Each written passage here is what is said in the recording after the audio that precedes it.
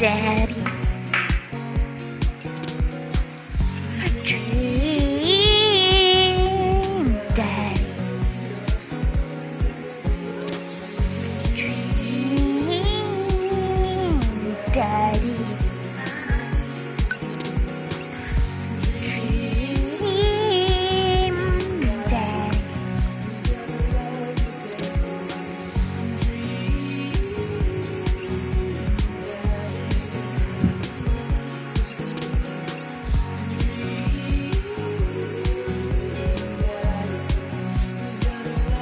Hello. Alright, I'm just gonna start off after we've already done the Hugo date, because Mama watched that, and after the Damien date, I think. What you watching? Tiny House Hunting Brothers, Extreme Edition. I hate this show. The couple on screen bickers back and forth while standing in an extremely small house made out of recycled bottles. The Tiny House Hunting Brothers watch them with bemused expressions, both their heads touching the low ceiling. I told you I wanted a 2-bed, 2-bath, shabby chic cottage. This house doesn't even have a bathroom.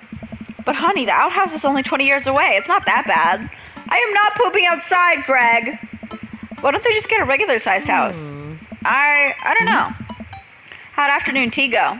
It got strange. We had to go to the school to pick up Lucian, since he learned Ernest down to the cellar with the promise of a fine vintage, and then tried to brick him into the wall, right? How did you know that? Has everyone read this story except for me? Lucian live-streamed the entire thing. This entire day is beyond me. But otherwise, it was a fun day. That Damien guy's a character, but he's really good company, and a surprisingly diplomatic dad. I dig his style. You know what? Me too.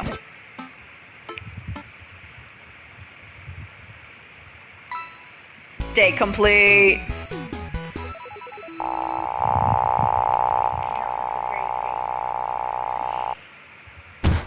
I'm sensing a romance between us. You're not sensing any romance between us. Chemical romance. A chemical romance? Back up. Wait, that's a band?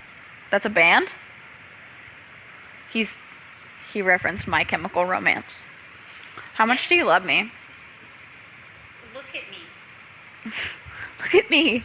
Baby, what do you mean? Because I can't move. Q-tip. I cannot move. Please. No, my children. Ah, so sad. I'm sorry. Welcome. I'll get you one later, You've but got my bags. kids- No. Okay, should I? Oh, wow, I have a lot of texts. Okay. Hey, buddy, I have a favor to ask. I'm not talking to you right now. Hey, this is Steven from Dad Mazon. I'm out front with your delivery. Oh, okay, yes, I'll be right down. Wait, sorry. No, I need to put on pants first. I can't find my pants, so I'm wrapped from waist down in a duvet. Are you cool with that? I can come back tomorrow. No, wait, I'll be right down. I found some sensible capris. Put on pants. Ooh, I got a package. Wonder what it is. Oh, I bet it's that package of socks I ordered. I open up the box and start pulling packing peanuts out. Man, these socks reek. Okay, that's definitely not socks. It's butterflies? Oh boy, I almost don't even want to know what Amanda was planning on doing with these. Free ballin'. Hey Amanda, your box of dead butterflies is here. What's up? Are you sacrificing them? What? You ordered butterflies? Yeah.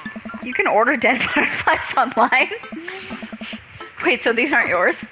No, but I'm definitely ordering some right now. Okay, love you.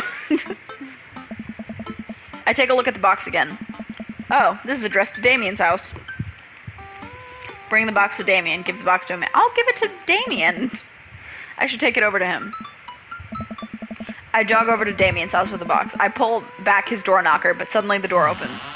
Mr. Knife, to what do I owe the pleasure? Whoa, how did you know I was about to knock? I don't know. Oh, okay. Anyways. I think this got delivered to my house by mistake. I hand him the box and his face lights up. Whoa. Any nuts in my face, I guess. Oh, What a wonderful surprise. I was just about to send a strongly worded letter to the courier service about this. Many thanks. Fucking freak. Not to pry, but what are you gonna do with those butterflies? Would you like to see? Alarm bells ring in my head. This is how you die, Bowie knife. Sure. Damien leads me into a study where he set up some sort of workstation. Above his desk is a wall of pinned butterflies, moths, and beetles. Oh, wow, that's really something, Damien. I'm quite proud of my little collection. You do all this yourself? Of course, I find it rather relaxing. How do you... It's simple. Here, let me show you. These aren't ready quite yet. They'll need to be rehydrated overnight, so they're easier to work with. I have some over here that are ready to pin. Damien takes a seat at his desk while I hover behind him. He picks up a little triangular paper package and snips off the edges. He pulls out an all-black butterfly and shows it to me. I'm rather excited about this one. It's a turquoise swallowtail. He gently opens the wings, spreading the butterfly out on the table. The backs of the wings are gorgeous iridescent green color. Oh, and the pigment on this one is so nice too. Anyways, pinning a butterfly is actually very simple. It just requires a delicate touch.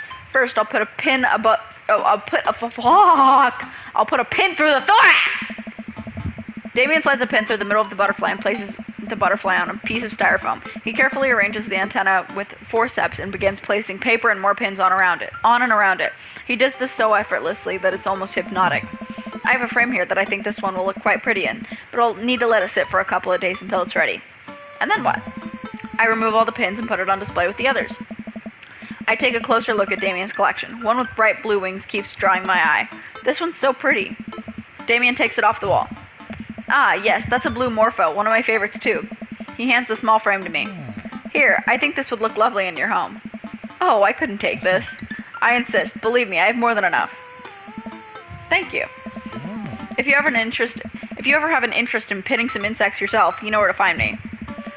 I think I'll leave that up to you. I feel like I'd probably break them in half with my butterfingers. Nonsense, you have beautiful, steady hands. You would make a fine taxidermist. Am I blushing? Damien walks me to the door and gives me a warm smile as I leave. Are you watching an Eminem music video and frowning? It's Billy. Oh. Are you watching a Billie Eilish music video and frowning? You had such a sad look on your face. I just love this song. It's so fucking sad. Okay. He wants your fingers. Do take it. He does. He can have them. Okay, take care of yourself, Bowie. Thanks for allowing me to share my odd little hobby with you. I want you. Welcome. You've got dads. I do got dads. What we doing? Holler. Daddy. Hey, buddy, so I have a favor to ask. Robert invited me over for dinner, and I know it's kind of a faux pas to invite another bro, but I'm another guy. I've already done this. I love food. I especially love food that's free. I don't know why you're so sweaty over cooking, but sure. Yeah, dude, I'm down. Thank you. Yeah. Oh, God, we have to do this again.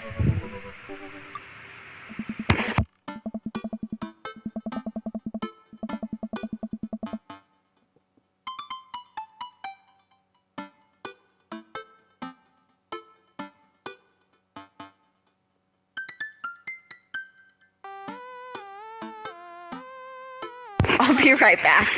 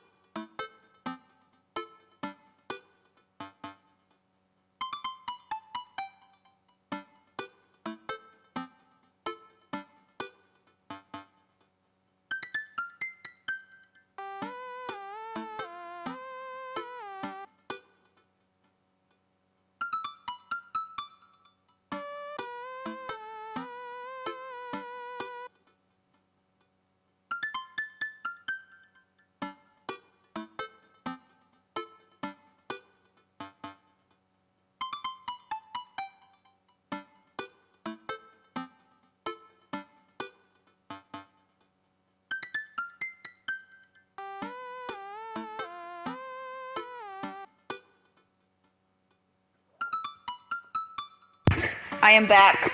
I Q-tipped my ears. It was bothering me. That doesn't sound too bad. I could definitely go for free food, but why is Craig being so apprehensive? Does he know something about Robert that I don't? I hurry up and reply before my dad brain can work itself into a paranoia spiral. Yeah, dude, I'm down. Craig and I decide to meet up before heading over to Robert's place.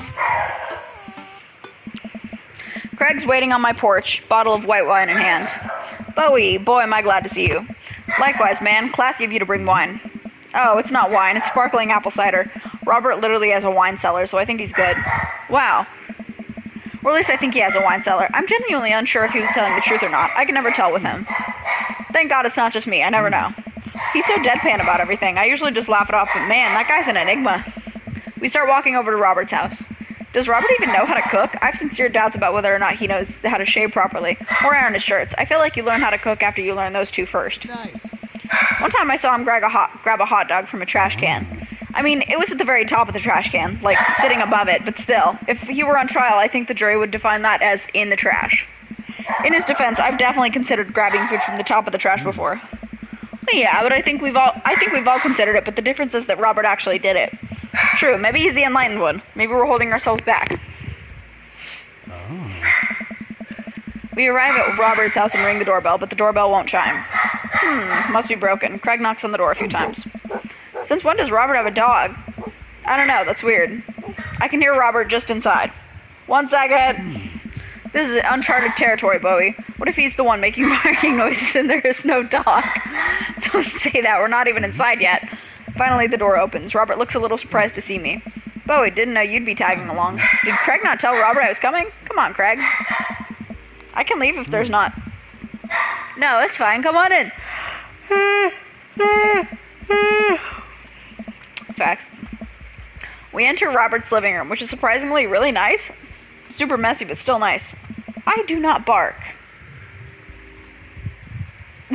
Make yourselves at home. We can still hear barking from the other room. I didn't know you had a dog, Robert. Oh yeah, that's Betsy. Have to put her up when guests are over. She'll calm down in a bit. What kind of dog is she? Pitbull. Rescued her from a dog fighting ring a few years back. She hates strangers. If I let her out right now, I would probably have to take you both to the ER. Craig and I make eye contact. He raises an eyebrow at me. Oh, okay. Anyways, dinner should be ready in a minute. Hope you guys like ossobuco. Robert leaves the room, presumably to go to the kitchen. Craig leans in and whispers, was the dogfighting thing real or was he kidding? I don't know. Hey. What's ossobuco? I don't know. Did he make up that word? Until I have ossobuco in front of me, we can only assume so. We sit in silence for a second, taking in Robert's living room. Are we about to get sawed? Nah, usually you wake up in those situations. We voluntarily walked into this one. Robert finally walks into the room carrying 3 paper plates of steaming food like a waiter. I don't have a dining table. Don't trust them, so we're eating here. Also, I don't have real people plates. Hope that's okay. Robert sets plates in front of us on the coffee table. I still can't tell what it is. Looks like meat, maybe. Lots of sauce. I can make out some vegetables. I think that might be rice, but it could also be pasta. Guess there's only one way to find out. I take a bite. Oh my god. I take another bite. The medley of flavors in this dish is amazing. The meat is so tender and the risotto, I think that's what it is so creamy. Robert, this is really incredible. You cooked this? I fished it out of a dumpster behind a restaurant, or at least I think it was a restaurant. Can you believe people just throw this stuff away? I almost gag. I'm kidding. I look over at Craig, who looks wary but still has his mouth full. He gives Robert a thumbs up. Glad you like it. Where did you learn how to cook like this? Okay, 1 second. I'm gonna mute and get the dog and also some cake and ice cream.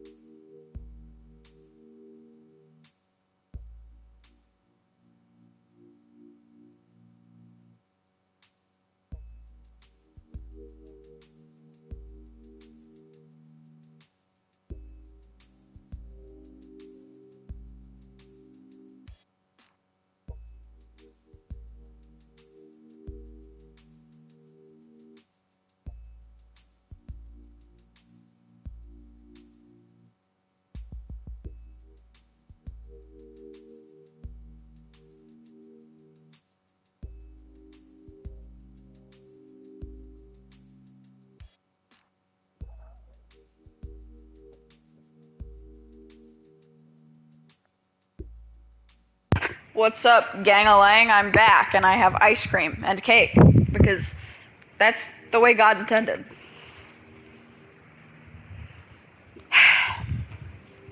Also, Rory's barking less. She hates the washing machine. She hates the washing machine. Especially spit. She hates the spin mode. Or you want a little bit of meat?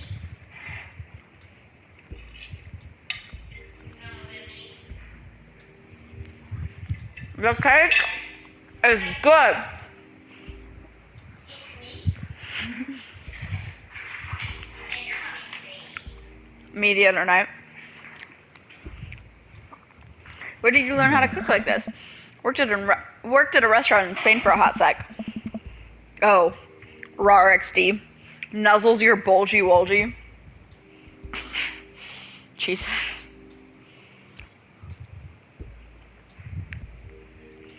Is he messing with us? I decided to play along. You lived in Spain?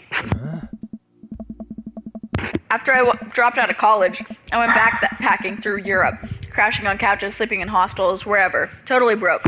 Worked a couple of odd jobs wherever I could to scrape together some cash. Oh. One night I'm eating dinner at this little restaurant just outside of Madrid. I go to pay and realize I spent the last of my money on booze the night before. Hey. I'm in the middle of ditching when the manager catches me and puts me to work in the kitchen. Long story short, they ended up liking me so much they offered me a job. Why not, right? Started living with some distant relatives on my mom's side. Over the course of 2 years, I worked my way up from busboy to sous chef. Learned a lot. Craig and I wait for the punchline. What night watchman did he swindle to get back to the States? Who did he con in a game of poker in the back room of a speakeasy for safe passage in the crew quarters of a cargo ship? Hey. Anyway, I still love to cook. I don't know what's real anymore, but this food's so good I kinda don't care. That's amazing. It really is. To be totally honest, I wasn't exactly expecting gourmet cooking here. Especially not served on paper plates. I don't care about presentation. If the food is good, it should speak for itself. This ossobuco is screaming for itself. And paper plates are just as good as regular plates if you double them up. Hey, is it bad if I ask for seconds? Help yourself, but save room for dessert. I made lemonberry savarin. Savarin? Savarin. I don't know. Well, aren't you just full of... Craig looks over at me. Surprises. Robert winks. You bet I am. You can come over for dinner anytime. Craig. I'm gonna go get seconds. Me too. After consuming way more ossobuco than my body could handle, and then really ensuring a later food coma with a generous serving of whatever savarin was, Craig and I decide to head out. Thanks for coming. I'm making an attempt to be more social. Well, we're always happy to stop by if you want company. Especially if there's ossobuco involved. Sick. Welcome. You've got dads. I don't care.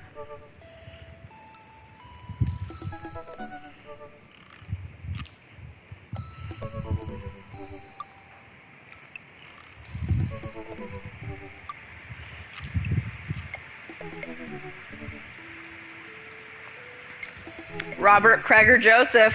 Robert, Craig, or Joseph. We must go on one date with all the dads.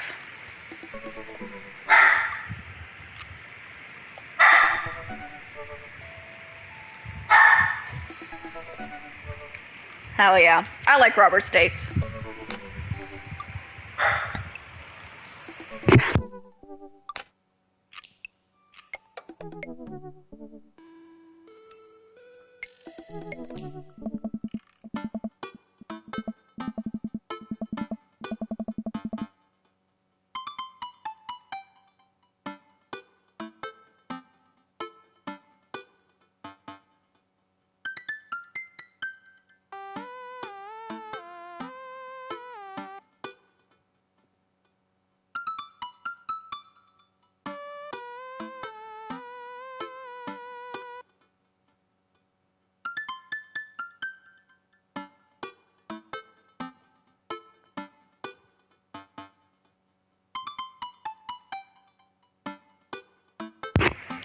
I'm back. Oh. Robert was pretty nice. A little odd, but nice. And ruggedly handsome. We should hang out. I type out a message to him on Dadbook. Hey, Robert, good seeing you again at the cookout. Want to grab a drink? I sit there for a couple seconds, hoping he'll message me back. Hey, it says that he read my message. I anxiously wait for a response. Twiddle my thumbs, watch cat videos on the internet. I'm watching cat videos.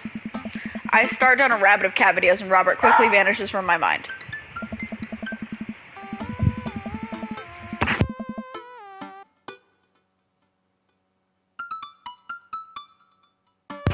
I didn't realize how long I've been doing this, but by the time I watch maybe my 30th cat video, Robert pops back into my head. I jump back over to Dadbook to see if he's responded yet. Nothing. Well, I guess the guy's busy. I might as well make the best of my day. I get up, walk to the living room, and then sit down and turn on the TV. History Channel, Food Channel, or Game Show. History Channel! Ooh, Naked and Afraid, Catching the Deadliest Ancient Aliens is on. I'm so cold. I'm so scared. At this rate, I don't think we're gonna catch these aliens by day 50. I'm having trouble following this. Ancient astronaut theorists predict that being naked makes you 10 times more likely to find ancient aliens. Some suggest that aliens are fascinated with the human physique, most notably the butt. I'm gonna put the ice cream and cake away because I had like 2 bites of cake and like half a bite of ice cream and I feel very nauseous. So, I regret that. Goodbye.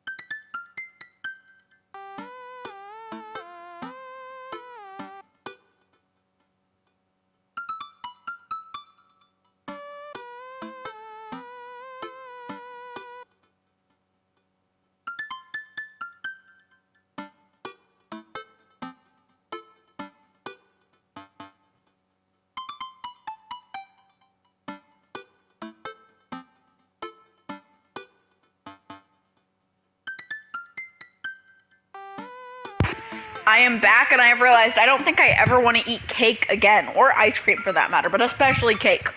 I think that cake thing I had a while back, a couple weeks ago, I think that was a one-off occurrence. Never again.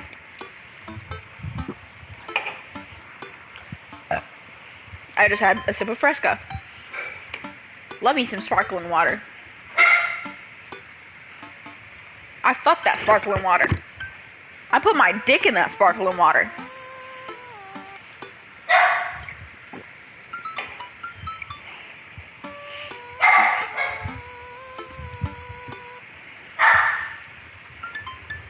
If only. What's your outlook on liquid death? People who drink liquid death are faggots. You especially. It's overpriced water. Just because it's spicy on occasion does not make it any better. Only shitty concert venues who sell it for like $14 have any right to even own it. Disgusting. Boo. Cans are cool though. I hate cake. I lost something once. I lost something I couldn't live without. I lost something once. I lost something I couldn't live without. Okay, I'm back in. I lose several hours to whatever the hell that was. Sighing, I get up and walk around the house. My stomach grumbles. Time for lunch, huh? Well, I guess it's time for old Chef Knife to cook a gourmet delicacy. I'm just gonna continue burping into my microphone. I walk over to the refrigerator and open the door. This fresco's so good. Make a sandwich. Microwave some eggs. Mustard jar. Mustard jar! It's just too much work to make food. I reach into the back of the fridge and pull out and find an old mustard jar. I know. Ooh, brown and spicy. This will be a treat. I put in my first spoonful of mustard and immediately realized this was a mistake. I lean over the sink and drink some water straight out of the faucet. Blah. Mustard alone is not a meal. If only I had some Parmesan. I finish my snack and walk around the house some more. Bored. When's Amanda coming home? Oh, I just remembered something. When we were packing up the old house, we found an old basketball hoop that we would hang off the door. It would really bring the living room together. I wonder where I put that. I spent a couple minutes poking around the new place until I find it. After installing it above one of the doors in the living room, I'm ready to dunk. Come on and slam. I take a leap from the free throw line and rocket that sucker down the net. The crowd goes wild. And welcome to the jam. I pull up from the three-point line, breaking ankles and sinking a fadeaway. I forgot the rest of the words to this song. No look behind the back, hook shot. Everyone's on their feet. Something, something, Space Jam. I managed to just barely defeat myself at horse before Amanda comes home. Then we cook dinner together. We're proud of ourselves for not even coming close to burning down the house. Afterward, Amanda and I dig into a carton of ice cream over an episode of Chopped Toddler Tournament. What you have in front of you is a molecularly deconstructed sweet potato with a brown sugar demi-glace, I don't fucking know, with cream fraiche, I don't fucking, of course. This is literally a jar of baby food. The toddler immediately bursts into tears. Are we bad people for watching this? Yes. Just then, my computer dings. Huh? What's that? Oh, you probably just got a message. Amanda and I walk over to the computer and check Dad Book. It's a message from Robert. You up? What you doing? Bestie food. Does Bestie still eat baby food? Does he eat like whole ass like foods?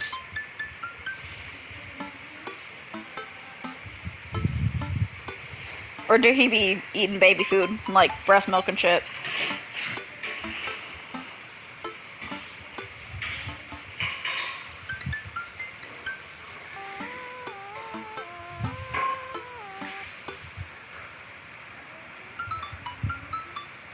He has a gluten allergy? Damn, Bestie got nuked like 3 times. Gluten allergy. Fucking. Damn. Bestie fucked up. Oh, what up? Oh, Jesus. Hello, Bruno. I'm sorry. I wasn't saying that Bestie's bad, Bruno. Why are you attacking me? Down syndrome, autism, and a gluten allergy. Triple homicide. He got anything else, like, messed up with him? Or not messed up? Does he have any other nerfs? Any other debuffs? Vero missed the update. Not that I can think of. Hell yeah. I mean, Bestie's peak. Honestly, they had to nuke him with those 3, or else he would have been too powerful. What does that mean? What you doing? What am I doing? You're just chilling. I'm just chilling. I'm watching television with my daughter. Just working on my motorcycle. Indeed. Yeah, Vesty. Oh my god. Vro and Bestie.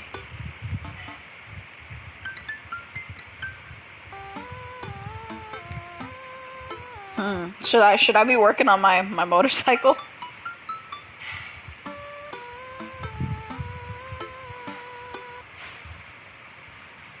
Vesty, what up, bro? Vesty. Vresty.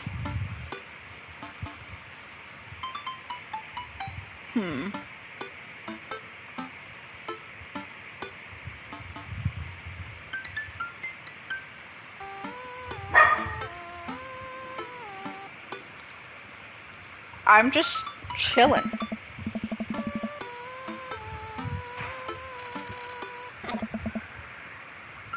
Motorcycle brother! Ah, shit, I should have picked that one. It'll make you look cooler. A couple moments pass by, another message pops up. Want to grab a drink? Hey, that means he wants to hang out. I know what that means, Amanda. But it's kind of late. Huh. Come on, Pops. Live a little. I am living, with ice cream and traumatized toddlers. Well, it's your life, but I think you'll have a lot of fun tonight. You're trying to get to know the neighbors better, aren't you?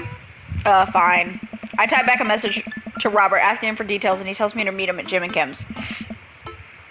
Well, don't wait up for me. I never do. I throw on a nice jacket and run out the door. It's only a short walk to Jim and Kim's, and it's a beautiful night.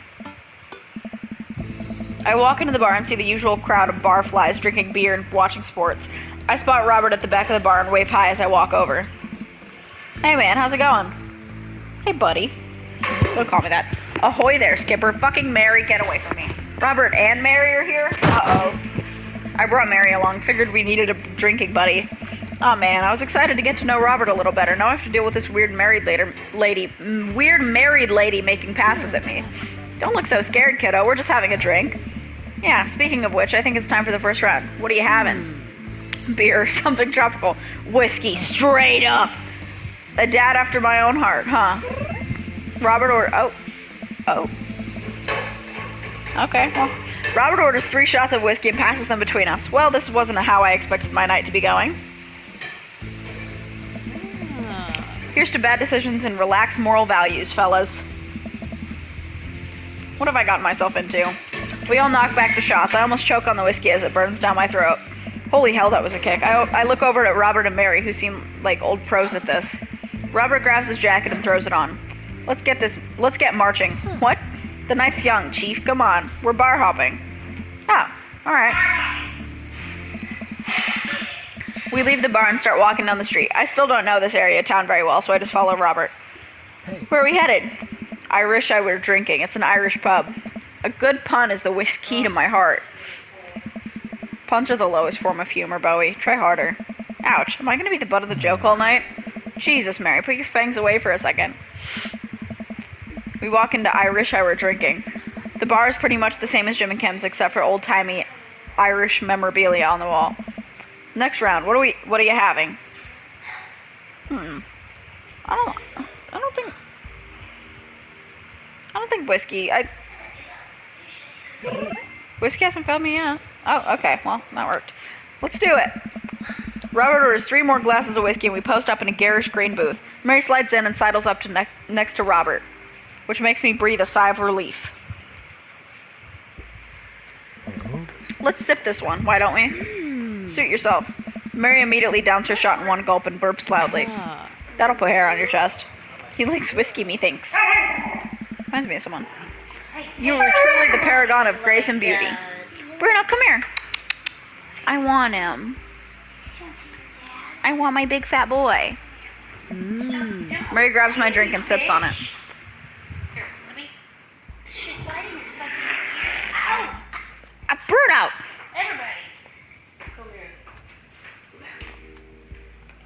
Isn't he heavy? I'm just a big fat ass.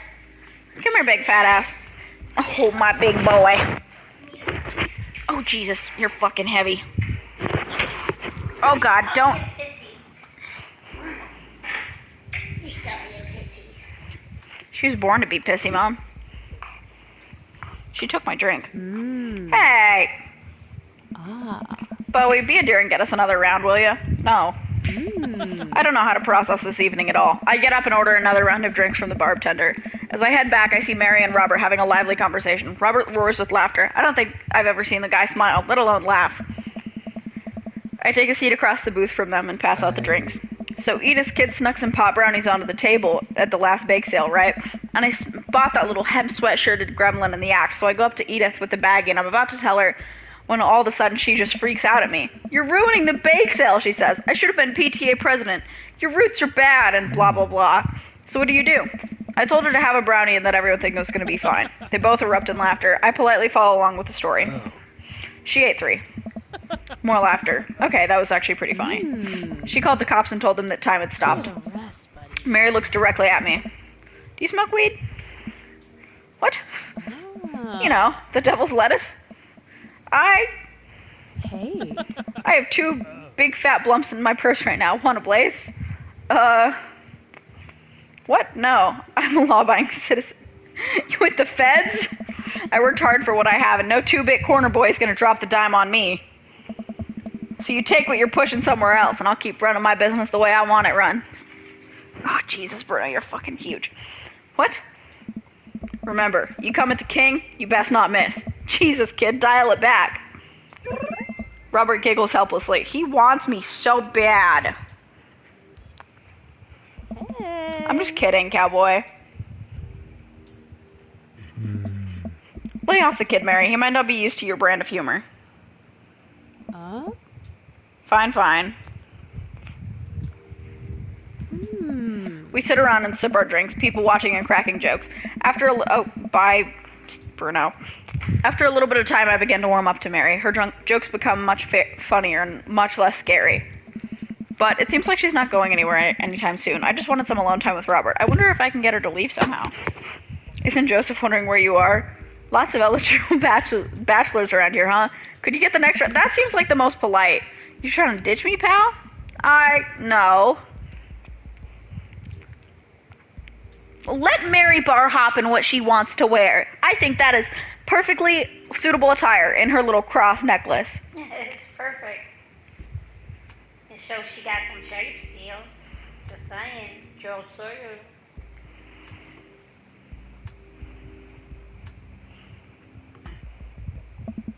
Because if you were trying to ditch me, you can just tell me to scram. No, it's fine. Bowie wants alone time with his new best buddy, Robert. Yep. Read you loud and clear. The wingman breaks formation to pursue their prey. Now, if you fellows will excuse me, Mary needs to sink her teeth into a helpless boy. Go with God. Nice seeing you. Deuces, nerds. Mary gets up and saunters over to a younger-looking guy at the bar. She grows on you. Does she, though? I feel like she kind of delights in making men suffer. Well, she does. But what about her and Joseph? What about him? You know, they're married, and she definitely tried to get in my pants the other night, and I gesture to her across the bar where she's making goo-goo eyes with that young guy from before. He looks like he's being held hostage. Oh, that's just a thing she does. She's harmless. Tell it to the boy she's hanging off of. Poor kid's looks like he's seen war. Yeah, Holden, I'm sure you would know about suitable bar-hopping attire with your little karaoke night with your girlfriend. Yeah, I don't forget. You're weird. I'm still mad at you for that. Robert lets out a hearty laugh. Hey, I got him to laugh. Aw, man, you know I pegged you for one of those straight-laced types. You pegged me? Oh, don't worry, I got pretty wild back in my day. Still got a little wild in you? Oh, I didn't... What did I click? Okay, I guess he liked that. Okay, I guess he liked that. Think you can go shot for shot? There's only one way to look cool here. I grab the shot closest to me and down it. That was probably someone else's. Robert looks impressed. He takes a shot and knocks it back. That's one. So, what do I even talk about? He's so cool and he probably hates small talk. So how are things? I hate small talk. Okay. Too many people, and this isn't necessarily you, but too many people think that they have to fill the dead air with noise. Personally, I think they're afraid of the silence, or afraid of what the other person is going to think of the silence. If you want some unsolicited advice, just learn how to be comfortable with silence. Nothing wrong with 2 people sitting in silence and drinking whiskey. Oh, alright. Robin and I sit in silence and drink whiskey. I take in the rest of the bar. Patients laughing, playing darts, spilling beer. Mary giving the hard sell to that young man. The young man pretending he got a phone call from one of his friends. Huh, maybe silence is nice sometimes. So you ever kill a man? I choke on my drink. Excuse me? You know, watch the life drain from someone's eyes. It's not just their life, you know. It's their hopes and dreams draining away. Every memory and experience they've ever had, gone. No. Great, me neither. Robert knocks back his shot and motions for me to do the same. I reciprocate. I'm just messing with you. Relax. I laugh nervously. Or am I? I laugh nervously, again. We sip more whiskey and people watch some more. Mary has her sights set on another man after the other one excused himself to the bathroom and, I assume, crawled out of the window. Gosh, this whiskey's hitting me hard. Gosh, this whiskey's hitting me hard. You betcha. Robert gets up out of the booth, shouldering his jacket. Let's roll! Sorry, whiskey, inside voices. Let's roll. Wait, what about Mary? Brother, Mary is gonna be just fine. I look over at Mary, who's lying on the bar in front of some poor sap. She's singing happy birthday to him while he insists it's not his birthday. We make our way out of the bar and back onto the street. I'm trying my hardest not to stumble, but man, that sidewalk is just coming right at me. I hope Robert doesn't notice me tripping over my own feet like this. Like this is the first time I've ever been drunk. Where to? You'll see. I follow Robert through street lamp spotlights until we eventually arrive at a rundown strip mall. There's a beauty salon, a sex shop, a computer repair store that looks like it's been closed for 10 years, and finally, a liquor store. Wait here, I'll be right back. After a minute, Robert returns with 2 wine bottles in brown paper bags. He hands one to me. Cheers. He sits on the curb and drinks. He motions for me to do the same. This is really not where I expected the night to go. I take a sip. White Zinfandel? What? Nothing. I just wasn't expecting. It is delicious, fruity, and refreshing. Don't judge me. I start to say something, think of his lecture about valuing silence earlier, and stop. I sip on my wine and watch the cars drive by. Let's throw rocks at shit. What? Fucking, yeah. Robert suddenly hurls a rock at a stop sign. The ding echoes throughout the empty parking lot. That felt good. He presses the stone into my free hand. Oh, let's go. Now you try. I don't know. Do it, fool. With feeling. I look at the rock in my hand and look at the stop sign. Back at the rock, back at the stop sign. I know what has to be done. I got a problem. I'm sorry. I'm sorry. I don't know who or what I was apologizing to. It's more of a universal apology. I'm so sorry. I hurl the rock at the sign. It sails over the stop sign right into the window of a parked car, leaving a crack. Fuck. Dude, run! I leap up and dart into the nearest alley, wine in hand. I can hear Robert's footsteps behind me. After I'm sure, this is also where we buy weed with Matt, I think. After, oh, shit, I skipped that, whatever. Maybe we strike rock throwing from the to-do list. Agreed. Suddenly, my stomach growls. Oh man, I am starving. Let's get pizza. I can't argue with that. Where's good around here? Actually, I don't even care if it's good. It just needs to be edible and in my mouth in the next 5 minutes. I know just the place. I follow Robert through a maze of alleys and side streets until we eventually end up in front of a tiny hole-in-the-wall pizza joint. The bright red neon sign reads, Pete's Piece of Pizza. Ta-da! I can see a few exhausted-looking workers behind the counter and tossing dough and pulling piping hot pizzas right out of stone ovens. My stomach rumbles again. We go up to the counter and get ready to order. Can I get 2 slices of Hawaiian pizza? Oh wait, Bowie, you're cool with pineapple on your pizza, right? Yes! I love pineapple pizza. Hell yeah. We wait a minute for our pizza to come out of the oven. I'm practically drooling at the smell. The cashier hands us each a giant slice on paper plate. Shit's ass. You're shit's ass. You have shit in your ass. Shitty ass in there, shit ass. Oh, I hate sheets. Oh, he's saying his food is ass, not pineapple pizza. Although he doesn't like pineapple pizza either. Hi, Maisie. That's okay. You can eat the pineapple one. Fuck you. Wow. Holden. Wow. My pineapple pizza. Actually, you know what? I will eat all the pineapple off his pizza. I'm big and greedy. I was talking about sheets. Leave her alone. That's my baby. I'm sorry. I'm sorry. I'm sorry. I'm sorry. I'm sorry. I'm sorry. I'm sorry. I didn't mean to hurt. I'm sorry. I didn't mean to hurt. flat flips.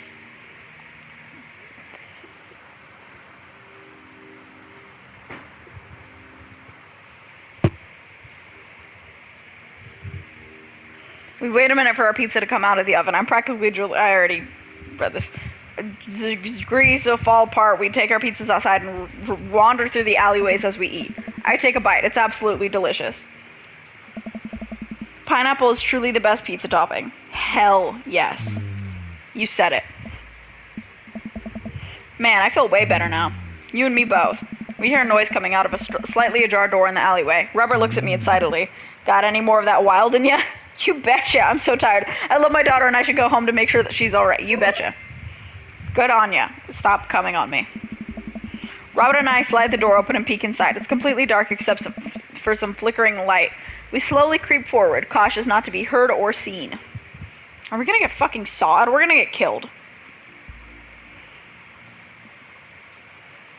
Shh. Oh, movie theater.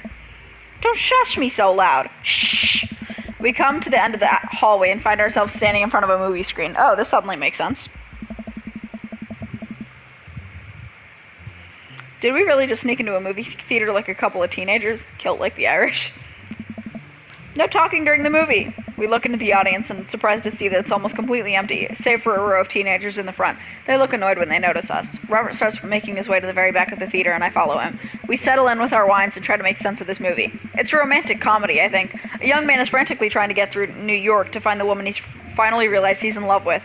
Kiss already! There's nobody to kiss yet. You want him to kiss the taxi driver? Hell yeah. The kids down the way notice us heckling. One of them speaks up. Hey man, keep it down. That's fucking Hugo's kid! Oh damn, that's Ernest Hemingway. Hugo's kid. Oh. Ernest, hey Ernest, I know you. It's me, your neighbor. Hi. Ernest turns back around, embarrassed. I turn back to Robert. He kiss anyone yet? It turns out that yes, he did kiss someone. He made his way out to a tiny island Steve, you're biting my foot. Near New York to profess his love for a woman who for some reason he knew would be there. She tells, ow, fucking Steve, that they hit the jackpot, saying that he said that they had. But I think there was some subtext I'm missing here. Steve, my foot. Ow. I need a brush for my baby to the camera. Look at your evil... This is mine, actually. Yeah, that's yours. Look at my evil son. How come both of the sons are evil and they're both yours? Because men stink. My son's sons are evil. Does that make me evil? What does he smell like? Actually, he smells fine right now. He smelled like spoiled milk the other night, but he smells fine now. Don't be a dick, Steven. Look at your little balls. Look at your fat balls. Get your fat balls out of my face. Don't look at his fun buns. He can't help it. Boo, love is dead. Shut up, it's beautiful. No, you shut up. Ernest crumbles. The credits start to roll. I stand up. Robert immediately pulls me back down. Hundreds of people worked very hard to make this film happen, and you're going to sit here and appreciate them. Okay. Look at that. Elizabeth Shelton. She worked really hard. I bet she did lots of good wardrobe design. Thank you, Elizabeth Shelton, for this film-going experience. And Peter Anders, catering, fed a bunch of people so that they could have the energy to do their jobs. What a guy. We let the credits roll while Robert individually thanks every member of the crew. Once it's finally over, he makes sure no animals were harmed in the making of this film. We leave the movie theater. I love him. We stumble into the theater parking lot, polishing off the rest of our wine. Hey, assholes. Out of nowhere, a rock flies through the air and hits me on the knee. My knee! What the hell? Ernest and his friends stand in the alleyway, blocking our exit. Oh, what do you guys want? Why'd you go and throw a rock at my knee? This is my good knee. My orthopedist is gonna be pissed. Ernest tosses another rock up and down his hands. What's wrong with this kid? You ruined my theater-going experience. Now you have to pay. Oh. Well, I don't have any cash on me right now, and, movies got really expensive. Ernest hucks another rock at my other knee. I'm able to jump out of the way, but I didn't properly stretch before physical activity, and then I'm probably gonna feel super sore in the morning. We ruined it for you? That movie was pretty crappy in the first place. Hey, you take that back. That was a beautiful love story with really genuine acting. You call that good acting? What class is this mainstream slop have you been served your entire life? What? Have you ever seen any Michael Powell? A Matter of Life and Death? 1946? Easily the toughest 5 minutes of love you'll ever witness. Listen, man. No, you listen. That popcorn-ass drivel the mass media is shoving down your throat will only make you dumber and sadder. You, of all people, should strive for a higher standard in the art you consume. Your name is Ernest Hemingway, for Christ's sakes. Oh no, now you've done it! Ernest rushes Robert, screaming like a banshee.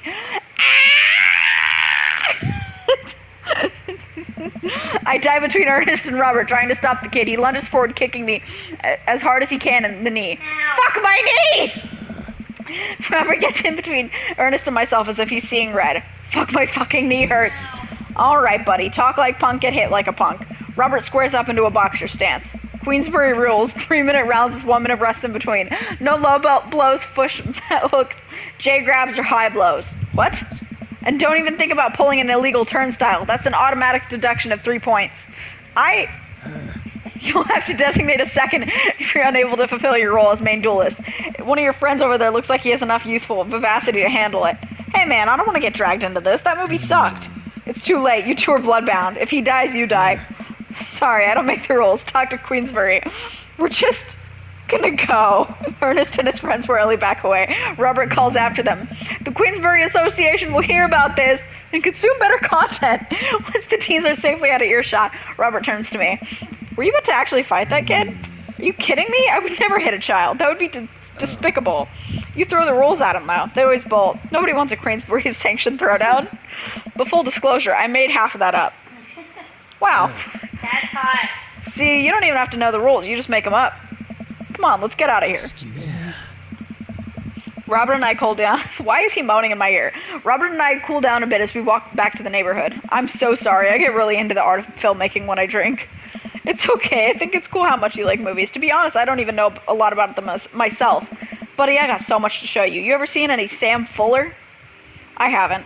What do you mean you're kidding? I didn't see what you said. Did you say something? Shit, what did you say? I missed it. I should open up my stream in my phone so I can actually read what you've said in chat.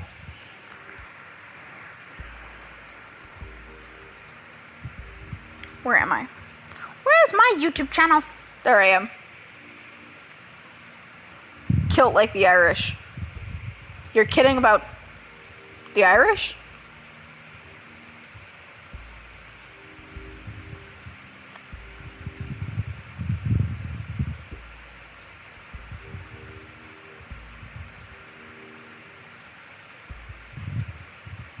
Fuck the Irish. I haven't.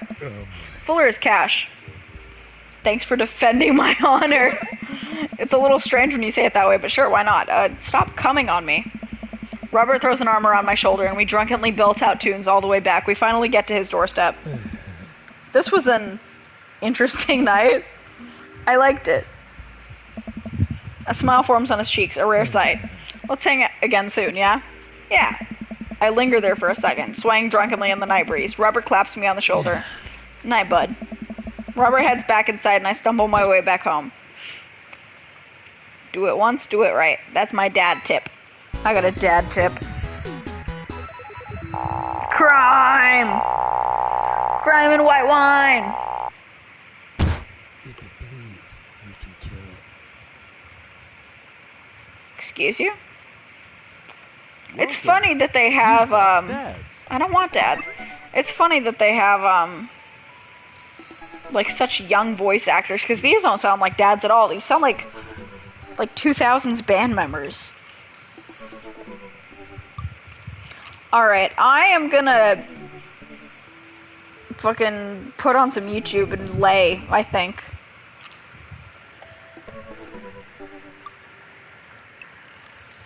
I love you. Text me. Goodbye, Kyle. Sounds like 5 Sauce. Sucking your butt until your heart stops beating.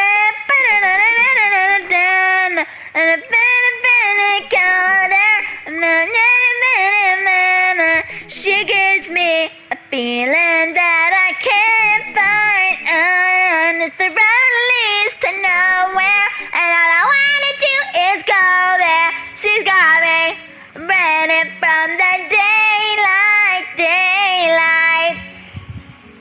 That was beautiful. Thanks. Yeah. The Dream Daddy music is playing again. Okay. That's enough out of me. Goodbye, Kyle.